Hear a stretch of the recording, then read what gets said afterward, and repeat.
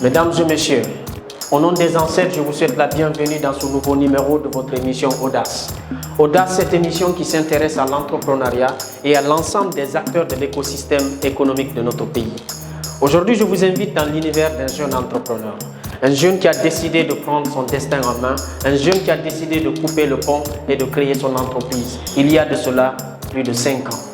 Il s'agit bien sûr de Nestor Konduno. Il est le directeur général ou le gérant de l'entreprise Sogiko Press. Bonsoir mon frère. Bonsoir. Comment ça va? Bon, ça va. Ça va? Ça va? Ça va bien? Ça se passe? Super, super. Ça va et toi? Ça marche? Ça va? Super. Alhamdoulilah. Merci beaucoup. Super. Monsieur Nestor, bonsoir. Bonsoir, monsieur Ba. Vous allez bien? Je vais très bien. Merci de nous recevoir dans votre entreprise. Ça fait plaisir. C'est un réel plaisir pour moi de vous recevoir dans les locaux de la Société guinéenne de construction et de promotion de services immobiliers guinéens, Merci.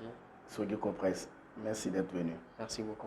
Alors, donc, vous êtes le gérant de l'entreprise Sogiko Press, une entreprise que vous avez créée il y a de cela 5 ans, si je ne me trompe pas, en 2017. Mais avant d'aborder d'autres sujets, je voudrais d'abord que vous me dites pourquoi avez-vous décidé d'être entrepreneur? Je commencerai encore à vous souhaiter bienvenue dans les locaux de la société. Donc, entreprendre a été une passion pour moi depuis mon très bas âge. Et depuis toujours, j'ai toujours souhaité faire une activité plaisante, une activité que je pouvais faire selon mon calendrier, selon mon temps, et être mon propre patron. Donc, l'idée d'entreprendre, c'était pour moi depuis très longtemps. Créer une entreprise, avoir le temps pour la famille, avoir le temps pour les amis et aussi m'épanouir dans mon secteur d'activité.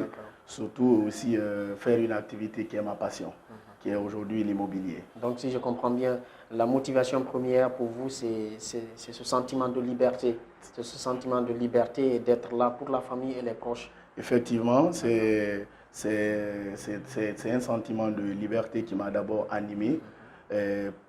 Avoir pas seulement une liberté sociale, mais aussi une liberté financière. Parce que d'accord, parlant de finances par exemple, je sais que ce n'est pas évident de savoir exactement, mais au départ de Sogiko Press, avec combien pratiquement avez-vous démarré? Bon, c'est une question qui tombe généralement dans les interviews. On crée toujours une entreprise avec les moyens financiers. Mais moi, je répondrai toujours à cette question. Pour moi, le premier financement dans une activité que vous voulez entreprendre, c'est ici la volonté, la croyance positive que nous avons. Aujourd'hui, la volonté, la passion sont pour moi les premiers moyens d'investissement lorsque vous voulez entreprendre. Parce que souvent, ce n'est pas une question d'argent. Vous aurez remarqué qu'il y a des gens qui commencent des entreprises avec 200 millions, avec 100 millions, mais qui n'arrivent pas à atteindre leur objectif. Mais par contre, il y a des gens qui commencent des activités avec 1 million aujourd'hui, qui sont aujourd'hui des modèles à travers le monde. Donc c'est pourquoi moi je vous dirais, je vais répondre très simplement à cette question. Le premier investissement ou les investissements que j'ai eu à financer pour créer mon entreprise, c'est d'abord ma volonté, la passion, ma détermination et aussi la croyance positive qui m'a toujours animé par rapport au domaine d'activité que j'ai choisi. Je comprends déjà dans quel état. Au départ, vous, le plus intéressant, c'était déjà l'état d'esprit à travers lequel vous êtes lancé. Effectivement. Ok, donc on ne va pas trop pousser le bouchon, d'accord, on va plutôt aller sur l'aspect concrètement maintenant sur Sogiko Press aujourd'hui. Vous êtes dans un secteur où il y a énormément d'autres entreprises, comme on le dit, des entreprises concurrentes qui évoluent dans le même secteur de la prestation immobilière en Guinée. Et vous, en plus de tout ce que vous faites, si je vous demandais quelle est la valeur ajoutée, quelle est la particularité de Sogiko Press pour vous? D'abord, la particularité de Sogiko Press, c'est une jeune entreprise. Donc, personnellement, à la tête de cette société, vous avez un jeune qui est en face de vous, qui a commencé à entreprendre dans le domaine commercial depuis, je peux vous dire aujourd'hui, depuis 2005, je pense que ça fait 17 ans. Donc, et c'est une activité, être agent immobilier aujourd'hui est une activité purement et simplement commerciale. Donc, c'est quelque chose qui m'a animé. Donc, déjà, la particularité, d'abord, c'est mon ancienneté dans le domaine commercial. C'est le professionnalisme, c'est notre façon de fonctionner qui fait la différence. Et aussi, nous avons des agents professionnels. On ne s'agite pas lorsqu'on a des données, on essaie d'étudier les données et de satisfaire les clients. Parce qu'on est meilleure entreprise ou on est une entreprise sollicitée lorsque les services et les produits que vous proposez aux clients sont de bonne qualité, sont des produits sans problème. Surtout, nous sommes dans un domaine d'activité aujourd'hui qui fait tous les jours des sujets d'actualité dans notre pays, qui est le domaine de l'immobilier. Donc, parlant de notre particularité, ça ne finit pas parce que le rôle d'une agence immobilière est énorme parce que vous êtes à la fois, vous jouez le rôle d'agent immobilier, vous gérez parfois aussi des immeubles, vous êtes aussi dans la promotion immobilière. Donc, toutes ces particularités, dans tous ces domaines, dans tous ces secteurs d'activité qui sont engendrés dans l'immobilier, par exemple, si je prends la gestion immobilière, la gestion d'immeubles, aujourd'hui en Guinée, je le dis avec une haute voix, et nous sommes la première entreprise en Guinée de façon officielle à décerner en Guinée des satisfecits de bonne conduite et de paiement de loyer et aussi attester aussi des propriétaires de bâtiments. Tout ça, c'est une création, c'est une innovation de mettre en communion les propriétaires de bâtiments et les locataires. En résumé, vous avez le professionnalisme, vous avez également l'ancienneté, la maîtrise du timing, vous avez également aussi la proximité parce que vous avez aussi des agences à Kouya, c'est pas à Dibreka également. Donc ça, c'est quelque chose sur lequel nous vous félicitons et vous encourageons. Merci et surtout, c'est déjà un réel plaisir de m'avoir rappelé sur cet aspect très, très important.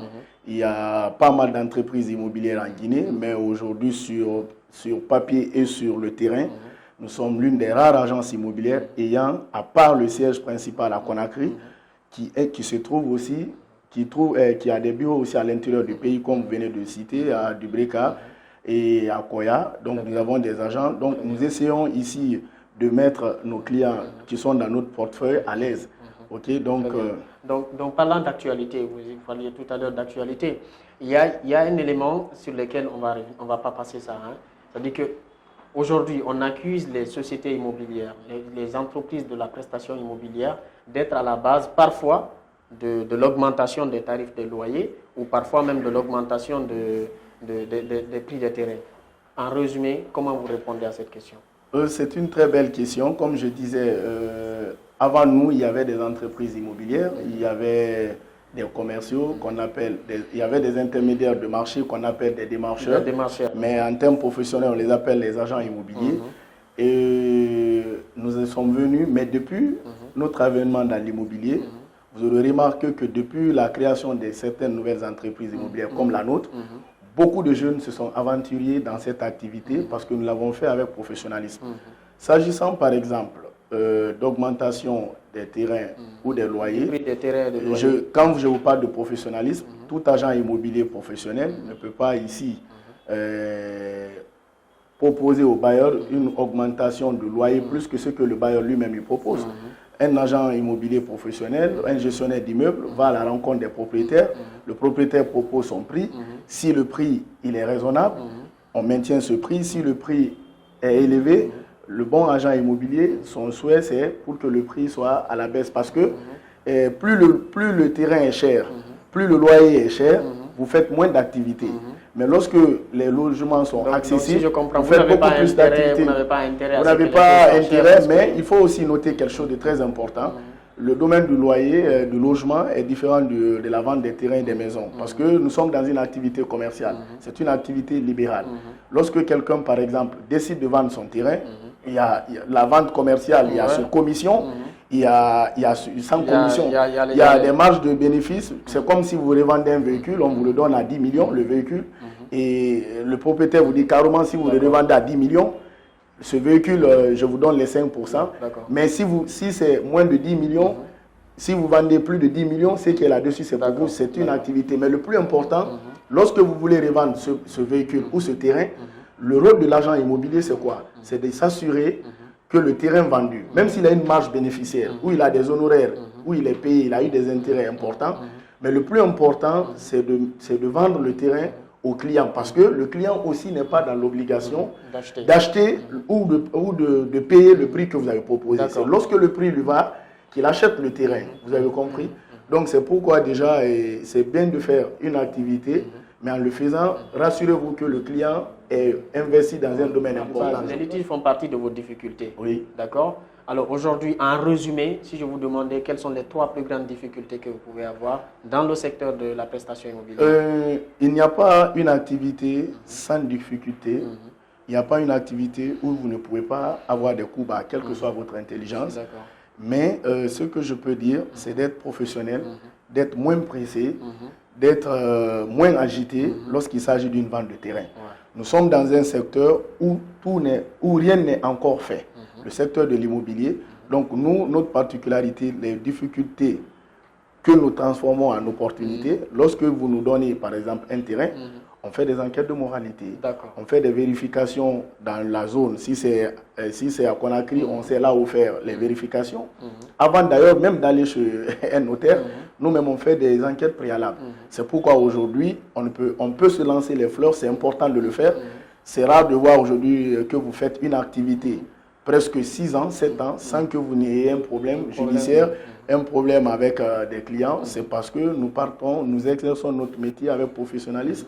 Comme on le dit, c'est un domaine d'activité où il faut aller lentement, mais sûrement. Nous tendons vers la fin de l'émission. Si je vous demandais quel est votre mot de la fin? Dans un tel entretien, c'est un débat très important. D'abord, je vous remercie d'être là, toute l'équipe de communication, Visory Communication, d'être passé dans les locaux et aussi de pouvoir exposer ma société parce que j'ai confiance, j'ai la foi que cette cellule de communication, c'est à sa tête quelqu'un que je connais bien il y a de cela presque 10 ans, qui est M. Ba Suleiman, qui a une passion pour la communication. Donc je ne ferai que vous remercier parce que c'est une visibilité que vous donnez à ma société et c'est très peu, le temps est très court pour dire mes impressions. Donc mon appel c'est d'abord à l'État, et au gouvernement de la transition de faire appel aux entreprises immobilières agréées qui sont structurées, qui sont des professionnels, pour en débattre des sujets d'actualité en Guinée. Comme l'avait fait le président de la transition, son Excellence le colonel Mamadi Doumbouya, il avait invité tous les secteurs d'activité, il nous a donné cette valeur. On est allé, il nous a entendu, mais il est important que le ministre en charge, qui est son Excellence M. Ousmane Gawal Diallo, fasse appel aux promoteurs, aux agences immobilières professionnelles, afin que nous asseyions à table pour résoudre le vrai problème qui est lié au foncier guinéen, qui est lié au logement, parce que nous sommes les vrais pions de cette activité. Nous le faisons jour et nuit. Nous sommes mieux placés pour connaître les difficultés. Deuxièmement aussi, je lance un appel de responsabilité et de professionnalisme aux agences immobilières. Pour finir, c'est à la jeunesse guinéenne. Aujourd'hui, dans aucun pays au monde, l'État ne peut embaucher tout le monde. Et aujourd'hui, les salaires, comme on le dit souvent, nous qui avons entrepris, qui avons lu quelques ouvrages, on dit que les commissions valent mieux que les salaires. Donc aujourd'hui, la jeunesse guinéenne doit beaucoup plus se responsabiliser dans la recherche de son bien-être et aussi faire la politique en deuxième plan. Aujourd'hui, c'est le seul problème que nous avons. Les jeunes doivent aujourd'hui apprendre à discuter sur des projets innovateurs, sur des projets d'avenir, afin que cette Guinée soit meilleure qu'elle a été avant, parce que l'avenir de la Guinée appartient aujourd'hui à la jeunesse actuelle. Merci beaucoup. L'avenir de la Guinée appartient à la jeunesse actuelle. Merci à vous, chers téléspectateurs. Ça fait un plaisir. Au nom des ancêtres, je vous souhaite une très belle journée et à très bientôt pour une prochaine émission.